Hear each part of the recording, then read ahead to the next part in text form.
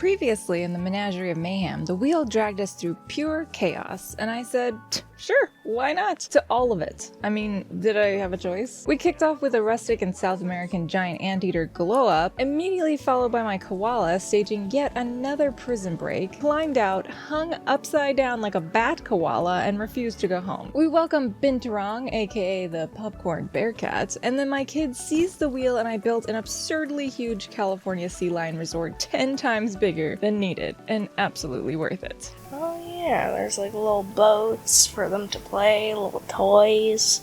Very basic.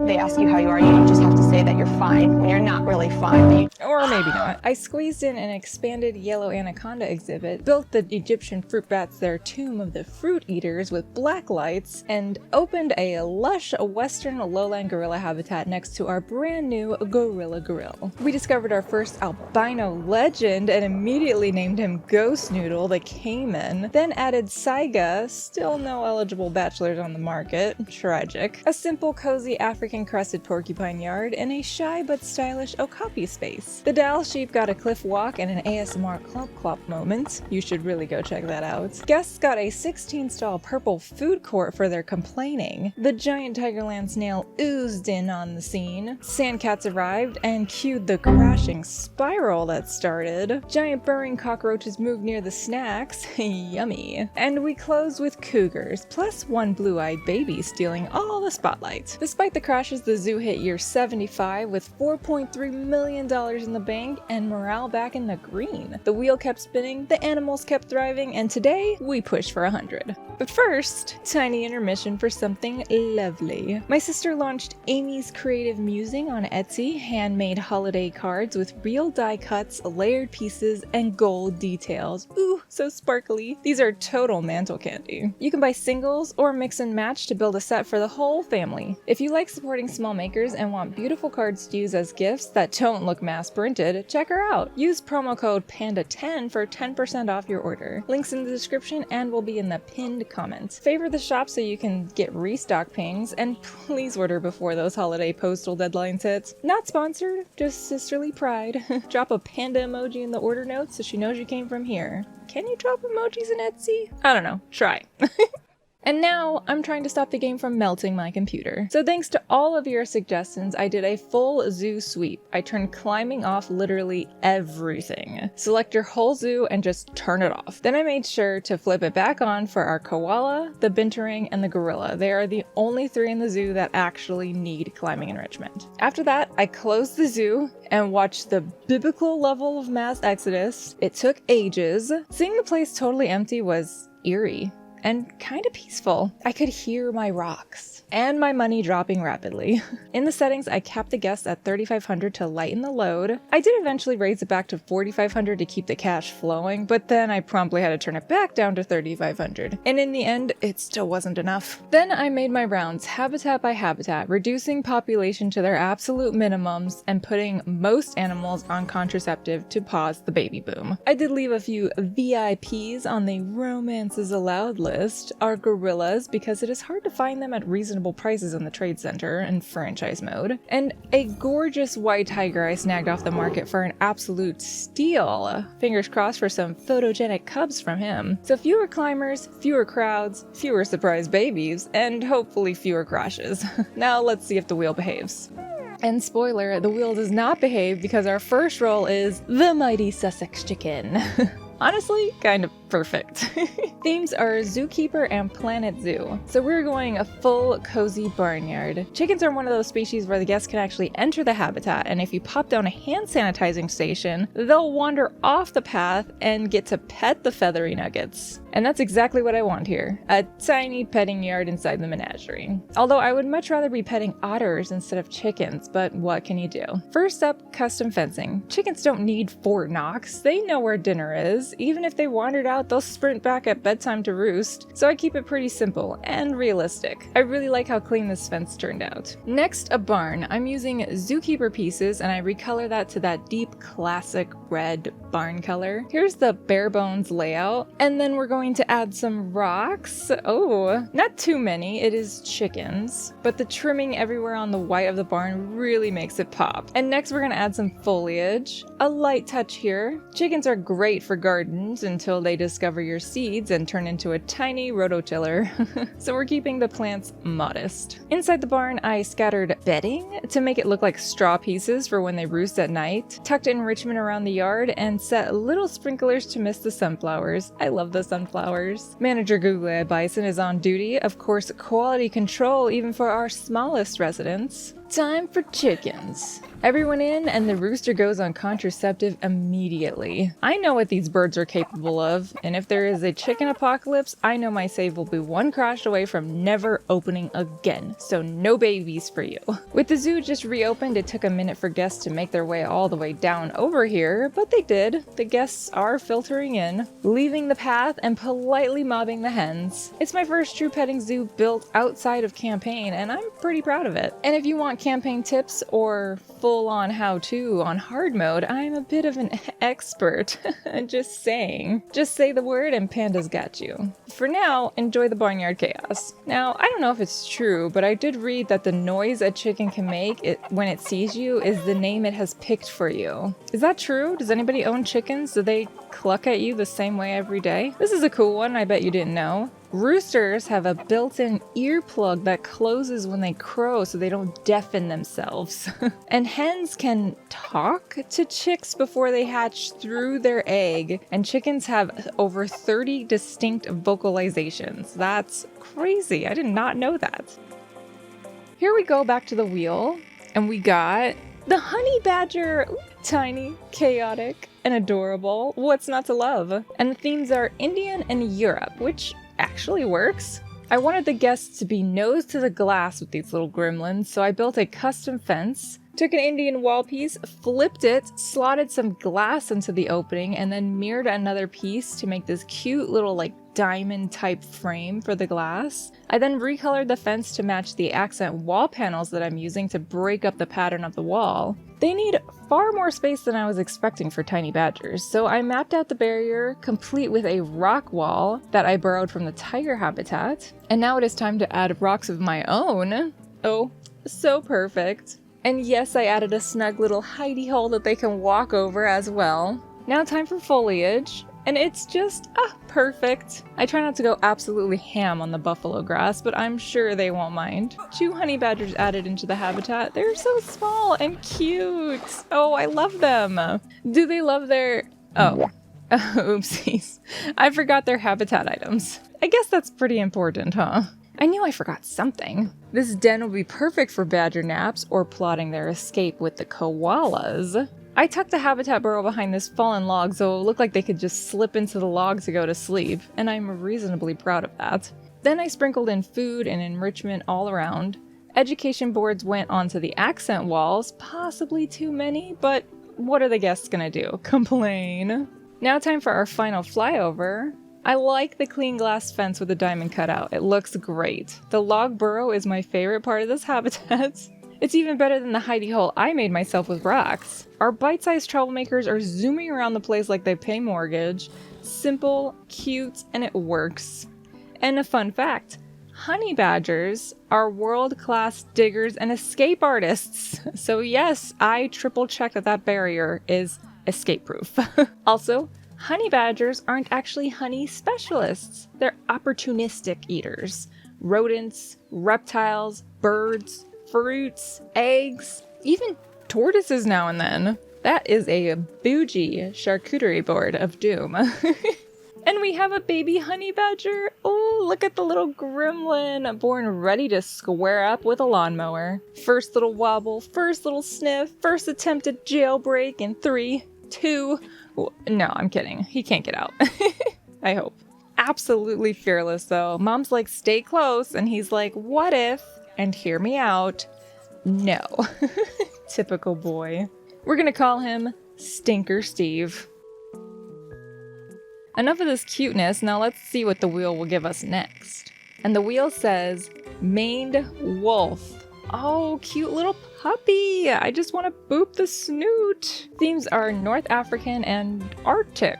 Sure, why not? Luckily, my plan for the fence doesn't care about themes. First, a simple guest viewing strip, nothing wild, the game engine is already begging for mercy. And now for the animal barrier. I'm going to use one of my favorite quick builds. A tried and true, if you would. Use the long biome-matching rocks to make sort of a frame, and then add one-way glass tucked inside of the frame. It works on basically everything, everywhere. A simple, easy barrier with one-way glass. And here's the habitat before rocks. Also, yes, I accidentally placed the glass backwards. Pro tip, always check your one-way glass. Don't worry, I'll fix it in a second with angle snap. Don't you fret. Rock work done, not too crazy, just enough shape to feel natural. Now I noticed the backwards glass. Whoops. Flip it using angle snap and done. Moving on. Super easy. Angle snap is your friend. And the plants are next, and this is where it really comes alive. For me. A few clumps to break up some sightlines, some low grass for texture, and dare I say, suddenly we're in professional zoo territory. Habitat items go in, water, food, a shady bed spot, some enrichment to get those long legs moving, and it's time for the wolves to arrive. Terrain overlay is not quite right when they're placed, so I do tweak the painting just a little bit to better match what they like. A touch of soil, they want some long grass here and there. It's a tad smaller than I usually build, which is rare for me, I know. But they're comfortable and nobody's yeeting over the fence, so I'm calling it a win. Starting in the back of the habitat, we fly over where you can see the back fence with the glass that just works for any habitat you need or want to build. The foliage is just so on point with this build, I really like how it just ties everything together. Coupled with a nice little doghouse that keeps them out of the guest view if they wish to hide during the storms. And this habitat has everything a maned wolf needs to live a very happy and comfortable life here in the menagerie. A fun bit while we watch them explore, maned wolves aren't actually wolves or foxes. They're just their own lanky red leg thing. They're mostly solitary, monogamous, and their pee smells like skunk or my teenage son's bedroom. Yikes. So if your zoo suddenly smells herbal, blame the dogs before you blame the guests. Back to the wheel and we get the sun bear. Oh, I love these long-tongued chaos muffins. Oh my gosh, they're so cute. Any bear I'm down. Themes are Indonesian and classic, which could not be more perfect. Thanks, wheel. Are you buttering me up for something awful later? I'm watching you. Barrier first. I'm gonna do a water moat to keep the bears and the guests politely separated. I'll dig a shallow channel, and then I'll add a clean and classic guest fence to the path side so no one takes an unexpected swim. Don't need to lose any children today. Although, I would pay to see some guests fall in the water, honestly. This habitat will also get a small sun bear house too, with some cozy indoor viewing for nap time, but more on that later. Right now, it's a little sad and pathetic looking. Let's fix that with rocks. See? Much better. I'm reusing the hippo rock set. Always recycle pieces when you can. Future you will thank past you. And a foliage pass is next. Now that's a proper glow up. Broadleaf tropicals, a few tree trunks, ground cover to soften the edges. Now it just kind of feels like a slice of a rainforest instead of a dirt lot. While Manager Googly Eye Bison some babysits our bears in quarantine, I'll place habitat items, food and enrichment near the waterline for guest viewing, climbables throughout, and beds tucked in the house. The floor wants to flatten on this slope, but we'll work around it. Now you ready for this flyover? The sun bear sign on this house is hands down my favorite part. We got plenty of education for the guests to read while they're lurking, and there are so many trees and climb spots packed in here that our sun bears are going to be able to explore and play all day. I think this turned out beautifully. I'm really pleased with it. Honestly, I like all my builds. I feel like I learn something every single time I go in this game to build, and each one ends up just a little bit better than the last. Or maybe that's just me hyping myself up. Either way, Panda approved. Now for some fun facts about these guys. That pale chest patch is unique to each bear, almost like a fingerprint. They're incredible climbers. Those long, curved claws and flexible feet are basically tree hooks. Nicknamed the honey bear, their tongue can reach 20 to 25 centimeters to raid hives and termite mounds. Mamas usually only have one, but sometimes two cubs, so twins can happen. Which brings us to twins! Double snack thieving, double climbing practice, double the serotonin. Tiny claws, big ambition. 12 out of 10, I would build this again. Especially with that sun bear sign. Back to the wheel. Even though the game engine is begging me to stop, we're pushing forward. And we land on the brown-throated sloth. Oh, adorable! Another walkthrough exhibit, which is sweet. The themes are conservation and African, which isn't exactly the sloth's postal code, but conservation fits, so we're gonna roll with that. First, I drop the sloths in the exhibit so that way I can see the layout the game wants to give me. And then I frame the whole thing with grid pieces, and I leave an opening for the guests to enter and exit. I delete the stock exhibit walls and add wood paneling to hide the path. Future me wants to do this way more, and yes, it's extra work, but the payoff is so clean when you build on the grid. I just want a whole square zoo filled with concrete. The brutalist inside me will love it. The mulch inside the exhibit was flickering so bad, so out it goes and I will lay my own mulch, and it looks so much better already. Then I spend a while fussing with plants to fill things in for the sloths. I haven't researched their enrichment yet, so I'm going to try and leave some spaces where I think those pieces might land. And wow, I'm just now realizing while I'm editing this that I didn't add any rocks. Am I ill? Do I need to take my temperature? Finishing the greenery with leaf litter on the sides of the path really ties this all together. In the corner, I took a keeper hut and a research center. I probably have way too many keeper huts in this zoo, but listen, the less they have to walk, the better. How many huts per habitat do you guys usually use? Also, my entire staff is sitting at 3 stars, and I'm scared to promote them because I'm worried that they will financially tank me. What do you guys normally keep your staff at? Is 3 stars good? Paths go in, connect them to the hut, connect it to the research center, and a bypass path across the front so the guests can choose to skip the walkthrough altogether if they want to. Side note, I once petted a sloth with my boys. It was so magical. Her name was Bella. That's me. And that's Bella. Oh, isn't she so precious? And yes, that's food on her nose. And no, she didn't want me to wipe it off. We just fed her. We did not bother her. We didn't move her. We just left her where she was, and we were allowed to just feed her and pet her briefly. But we didn't like hold her or remove her from her spot or force her to do anything that she didn't want to do. Back to building, I throw some mural pieces on the interior walls. I wish these were base game, and the top trim wasn't matching near enough, so I used this New World blue panel up there, and honestly, I'm not mad at it. I started to add more accents, and then I remembered the crashing saga, and I backed away slowly. Grid to the rescue for a painless thatch roof placement. Time for a cute front sign, and I can't believe I didn't catch the mistake right away. Did you see it? Yeah, I forgot a letter. Don't laugh! You've done it too, don't lie. And I fix it later, don't you worry. That R still sits a little wonky, but hey, it's proof that mistakes happen and we move on. Inside I add hand sanitizer stations, not required for a walkthrough exhibit to work, but it made sense to me. A bit of education inside for the up-close sloth watchers, and more education outside for those drive-by readers. And that's our custom sloth house. I love that Planet Zoo lets you fully customize these exhibits. You can keep the defaults if you want to for an easy build, or you can tear them all down and rebuild the whole thing just like this. And I'm really happy with how this turned out on the inside and the outside. Wonky R and all. They've got a slow metabolism and a multi-chambered stomach. One bathroom trip could be a third of their body weight. That is one big pile of shit. Wow. Sloths are surprisingly good swimmers and can hold their breath for up to 40 minutes by slowing their heart rate. I didn't know they were good swimmers. Despite the name brown-throated, that just refers to the throat patch. The rest of the coat can vary from grayish to mossy green thanks to the fur, which hosts symbiotic algae that helps them camouflage in the canopy. Sloths and pandas, man, some of nature's best work when it comes to these lazy guys. They are my spirit animals, hands down.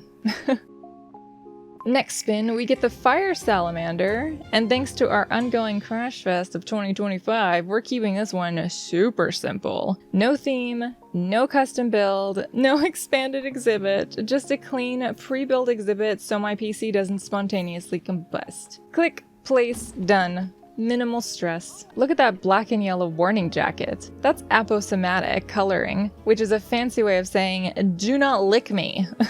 I'm more worried that you need to have a jacket in the wild that just says that. People will just be coming up on you and licking you.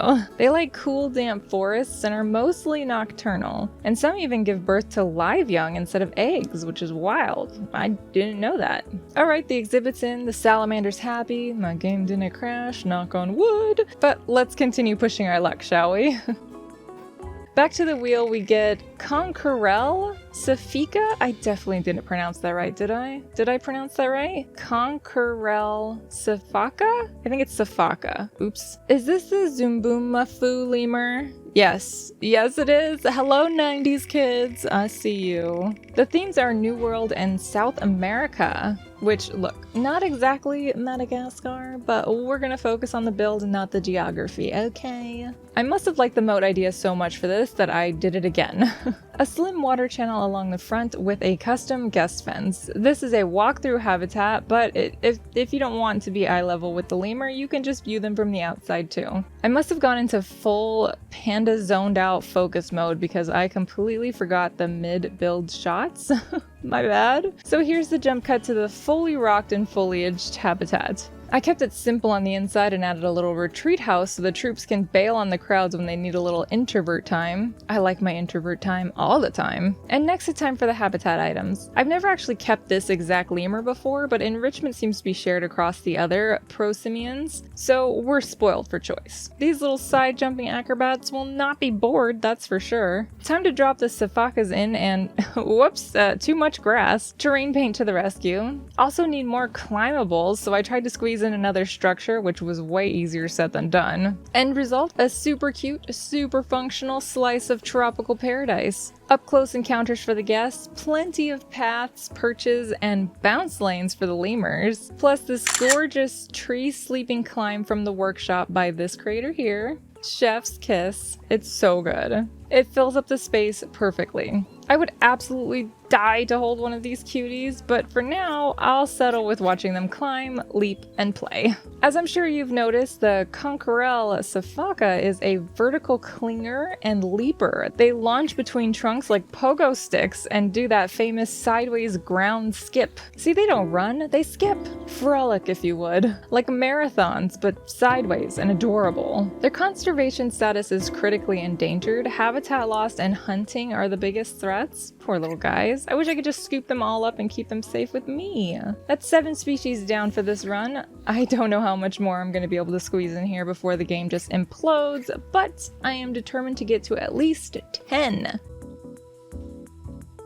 So you know what that means. Yep, it's a wheel time, baby. Next up, we roll the Chinese pangolin. I love these adorable little armor beans, and the theme is East Asian, full stop. Say no more, we need nothing else. I want a perfect circle for this centerpiece. There are a million ways to make circles in this game, but here's the way that I'm using today. Drop a grid piece, and then count 6 squares out and place a second one. Highlight both and hit Ctrl Z to duplicate and put yourself in advanced movement mode. Set your angle snap to 15 degrees and just click around the wheel one tick at a time, copying and redoing that until your circle closes. Easy, handed tip of the day. Now I'm gonna raise the ground just a tooch and about a meter so the guests can actually see these little guys. I'm adding a staff entrance in the back so the keepers can use the sloths keeper hut. I'll carve a tiny area back here that would be like the pangolin's house, if you would, and then I'll delete a slice of my circle so that way everything is connected.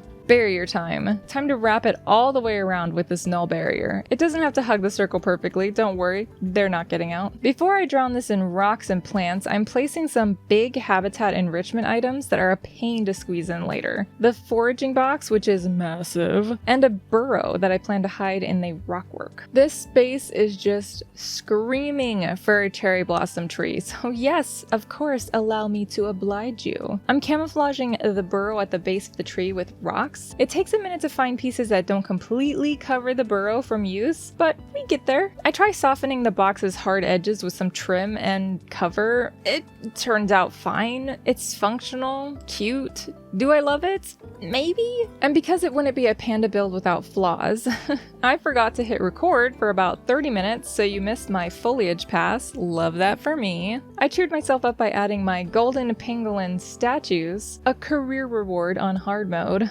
That's just me flexing. Path goes in, connected to the main zoo so guests and staff can actually reach the habitat. Toss down some conservation boards, realize I need power, duh panda. Tuck that behind the sloth house, updated some work zones, and place the education screen. Time to quarantine these little scaly noodles. Or they're more like scaly potatoes. We move them in, tweak the terrain paint to their liking, and step back. I'm really happy with this one. The circle frames everything, and the cherry blossom anchors the whole scene. Fingers crossed the guests stop and actually read about the very real threats that pangolins face. And yes, I'm going to admire my gold statue again, because I earned it. This is their home away from home in the menagerie, and this is where I realize I meant to add a viewing dome port. Oh my gosh, it's even in my notes to add a dome. But did I do it? No. Swiss cheese brain strikes again. Maybe a treat for the next zoo project, guys. I'm sorry, I forgot that viewing domes even exist. Then I get a notification that my binturong is about to kick the bucket, so I zoop on over there and, what was that animation? Did he just go full-on fainting goat? Is that normal? Do they do that in the wild? I have questions. So many questions. R.I.P. I guess. Back to our pangolins. They're loving their space and I'm just loving watching them. Okay, maybe a bit too much buffalo grass. I'm losing them. I can't believe those words just came out of my mouth. And that didn't take them long to, you know, make those babies. Oh, there he goes. He's shy. He's shy. He did his business and he ran off. He's shy, guys. It's okay. And baby alert! Look at this tiny, perfect little nugget. Oh, he heard that food bucket and he is sprinting. Somebody needs to get this poor child a step stool though for the bowl. He can't barely reach it. He's too cute. Pangolin, not pangolin. The name comes from Malay, which is one who rolls up, which they do by turning into a spiky little armadillo burrito. And those scales, pure keratin, which is the same stuff as our hair and nails, layered like roof shingles for some serious protection. Teeth? No, pangolins skip the dentist and use a tongue that can be almost as long as the rest of their body. It's anchored deep in their chest near their pelvis, so they can slurp ants, termites out of tunnels like the living spaghetti fork. That's crazy. Chinese pangolins are critically endangered, and the biggest reason is poaching for their scales, which has no proven medical benefits, but unfortunately, myths of their medicinal properties have driven illegal trade. Man, some humans just suck. Alright, wheel, be kind to me today. Something good, please. Ooh, the southern white rhino! Big boy energy. Okay. Focus in, panda. I can do this. The themes are Planet Zoo and South America. Africa would have made more sense. I feel like we've rolled a lot with South America lately, but oh well. I'm thinking concrete full brutalist theme for this anyways. You know, like the hippos, but for rhinos. First up, the pit. I'm going to use the terrain stamping tool for the basic depth, and then I'm going to switch the flats into foundation to clean it up. And it feels a little bit too deep here, so I dropped a half wall in to just do a depth check. It's not terrible, but I'm gonna raise it up just a little bit and smooth some other areas down. Now a barrier edge so it's not just a sheer drop, and I'm fiddling with pieces until it looks like a real hippo safe flip.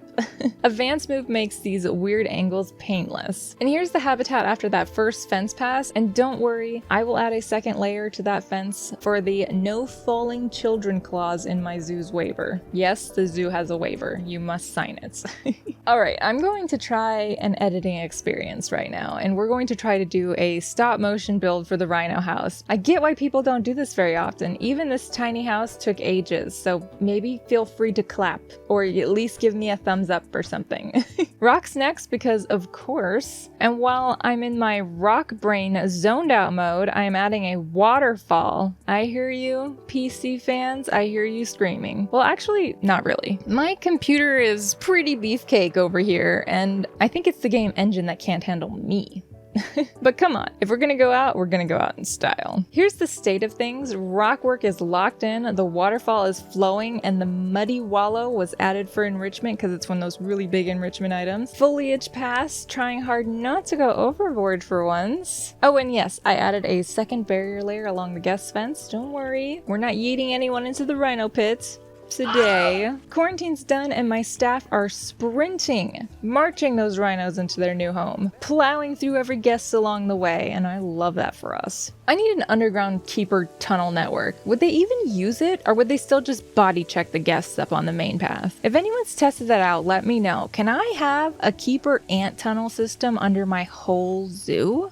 Moving in the family, I have one male, one female, and a baby that didn't quite make the cut for a community challenge a while ago. Terrain needs were close, just a touch more long grass, and I tuck it along the buffalo grass and along the water's edge. That just seems to be where it feels more natural to me. In our final flyover tour, the southern white rhino habitat, waterfall for cooling and sipping on these hot summer days, a hideaway hut if they want to break from the people, and the faux rocks doing overtime over here. Education where the keepers can toss food in to bring them closer to the guests as well.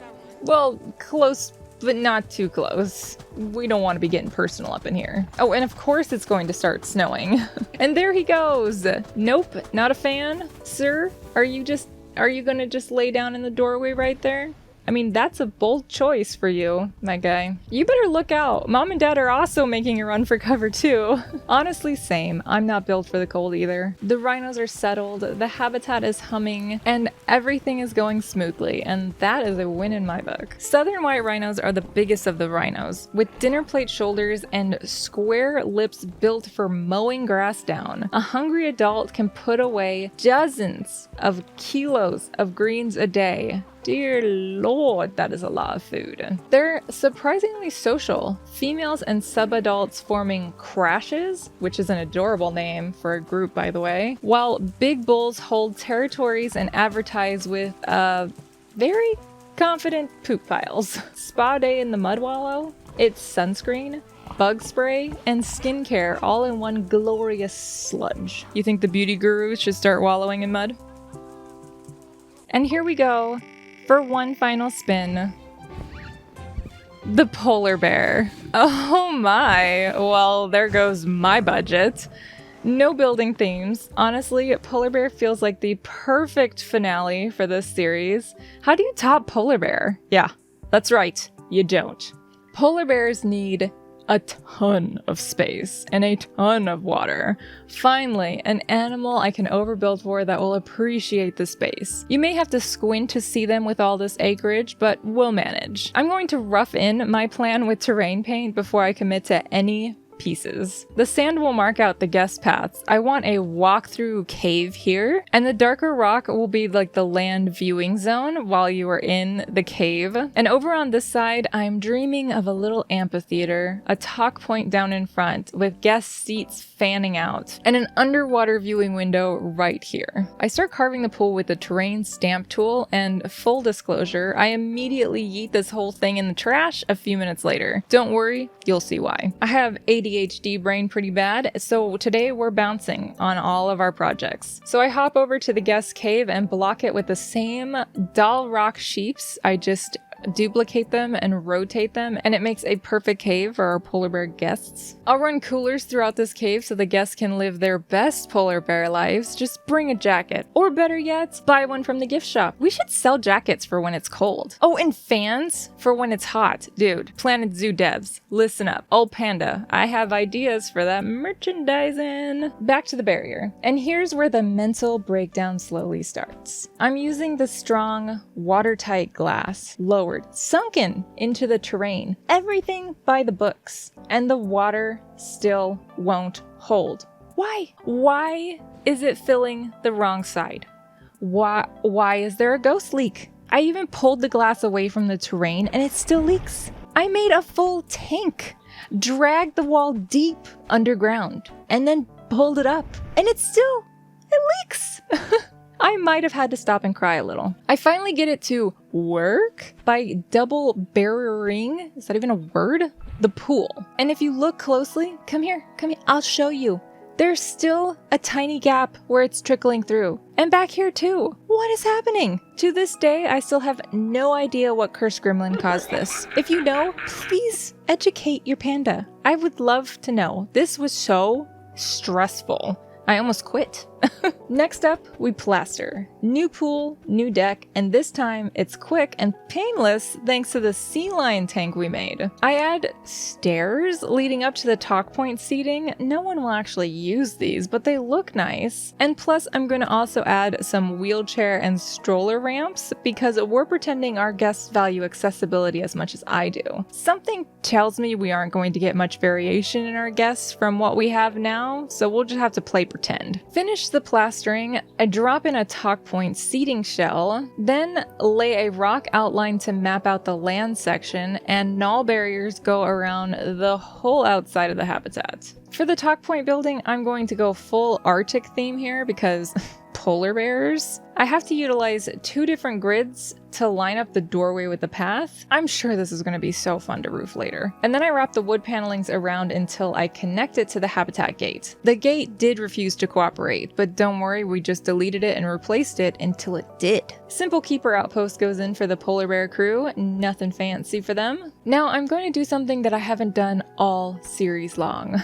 I am going to use a barrier for something that isn't water. Thick glass viewing walls, so we can have big seamless spans all the way up to the roof for a nice clean look. I bed the base with some rocks and I hide the joints with those chunky ice boulders. Now one big uninterrupted pane looks a little odd, so I'm going to mirror the ice to the other side and kind of make it look like panels, but it ties together real nicely and there's no breakage in the glass all the way up to the ceiling. If I had used panels, you would see those seams of the square panels, so that's why I really wanted to use this technique. Time to paint in the snow because that's all these bears really care about, right? Snow, fish, maybe water.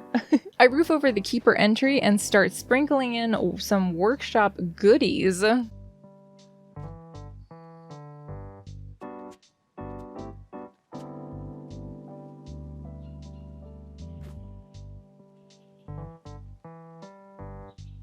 And these snowman donation bin covers are just too cute to skip on. The talking point goes in courtesy of this creator right here. I love the workshop. It's great to utilize on some of the smaller details of your build. Remember our cursed double barrier? Yeah, I'm too scared to touch the glass or the water again. So I'm going to bring some of those bright white snow rocks down to cap the exposed edges. And I'm going to tilt a couple of these to make it be like a ramp so the bears can slide in and out of their pool. It actually looks great. Bob Ross's happy accidents. Roof time, everyone's favorite. And it's only fun if you build in a perfect rectangle, which I did not. I add an arch support so that way this looks vaguely structural. Pass or fail? You tell me. This looks awful. Then snap the rest together. Then that was the easy part. Up top, I'm going to use a glass strip for that natural golden hour light. A second arch goes in and it's cleaner than the first. Let's just not discuss the talk point exit door, okay? Habitat items get sprinkled in. Most of the food enrichment right up by the main viewing glass so guests can actually see the bears instead of snow piles. A couple of underwater toys, a scratching tree, and just a whisper of foliage. They don't really need much. Foliage, that is. They need a lot of space, don't get me wrong. These are the most needy animals in the whole zoo. And it's time to release the bears. Big boy arrives and the tiny queen follows. She's so cute. Beautiful. Time for an escape check. Oh, apparently they can phase through glass now? What is with this glass today? I raised the rocks and still escape markers. I don't want to block this viewing point with rocks, so I'm going to just sink in a few glass building pieces in this problem spot and victory!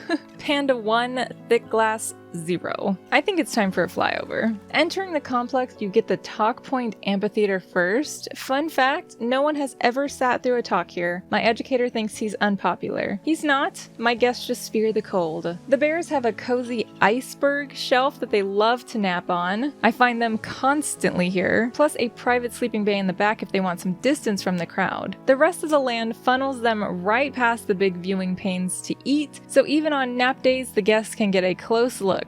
because a bear's gotta eat. Now, if I can only convince my guests to actually walk down here, turns out they don't like the cold very much either. Okay, Queen of the Deep incoming here. Look at her glide. Zero splash, full elegance. I built a whole amphitheater and she said, "Why thanks, I'll do my own mermaid show from now on." If you're wondering, yes, the glass took 10 years off my life, but it's worth it for shots like these. Those paws are basically dinner plates with paddles. She's an absolute unit. I would build leaky pool again for her. Meanwhile, Dad's at the spa, full-on exfoliation. Get it, sir?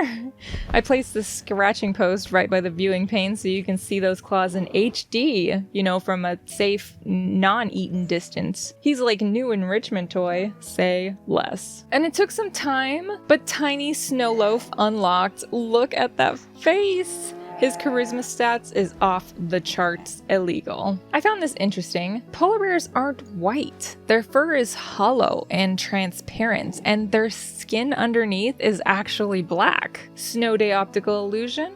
I think so. Cubs usually come in twins. Well, not ours, but you know. Each cub barely a pound at birth. Guinea pig size, and they drink milk that's 30 to 35% fat. Mama serving straight butter shakes. As we close out the final year, we take this time to finish off all of our research, every animal fully researched and ready for the next franchise playthrough. Our zoo is sinking, and quickly. Those polar bears are no joke, man. Just look how much they eat. And that is after reducing everyone down to grade 1 food. Profits are in the toilet. And without being able to increase guest limits, it's only a matter of time before we say goodbye to all of this and our credit score. It was a good run while it lasted. Let's take one last look at what we built here today. And here we are again. Soaring over the Menagerie of Mayhem, equal parts art project and technical hazard. And if you listen closely, you can hear the game engine whisper, "Please, no more foliage." We started this whole thing with a wheel, a dream, and a love relationship with buffalo grass. Somewhere between angry honey badgers, a Bintron doing its best fainting goat impression, and me losing a fist fight with a sheet of glass, it turned into a zoo. A real one! With babies and drama, and the manager named Googly Eye Bison who watches everything like a disappointed principal. The wheel never cared about logic. It said chickens? I said, sure, petting zoo. It said rhino? And I said, dig a pit and maybe pray. It said polar bear, and the budget said goodbye forever.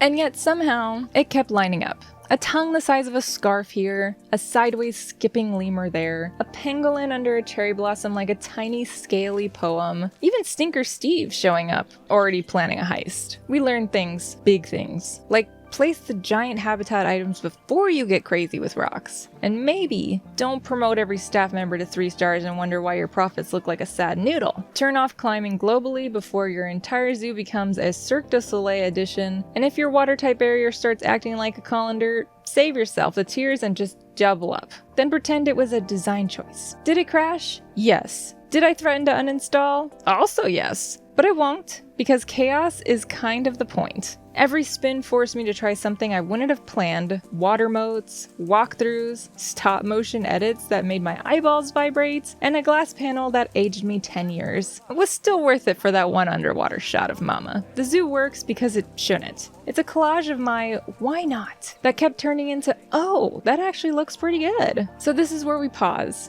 Not because the wheel ran out of animals, but because my save file is one sneeze away from abstract art. I'm calling it at 100 years. Proud, delirious, only slightly traumatized by underwater viewing areas. So what's next? A reptile-only park?